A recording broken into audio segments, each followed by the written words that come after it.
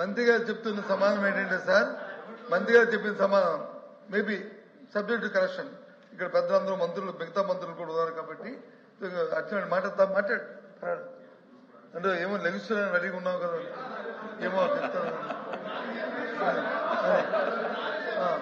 అందుకు ఏంటంటే వారు చెప్పింది దయచేసి చైనా చూస్తాను, మిమ్మల్ని చూడలేదు. రోజు 20-30 సంవత్సరాలు మనతో ముఖాలు చూసుకున్నాను, నీ ముఖం చూడలేదు, చైన్ ముఖం చూస్తాను. నీకు అలా కనిపిస్తుంది ఏంటి అధ్యక్ష? మంత్రి గారు చెప్పింది నాకు అర్థమైంది. Maybe correction, subject correction. ఎంతవరకు ఒక పెన్షన్ కూడా ఇవ్వలేదు, కానీ అర్హులైన వాళ్ళు ఉంటే ఇక ముందు ఇస్తాము. ఈ 19 సంవత్సరాలు ఎవరు 60 సంవత్సరాలు నిండలేదు. ఈ 19 సంవత్సరాలు ఎవరు విద్యార్థులు ఎవరు లేరు. ఈ ఫ్యూచర్ లో వస్తే ఇదిగో నాయుడు గారు మాట్లాడండి.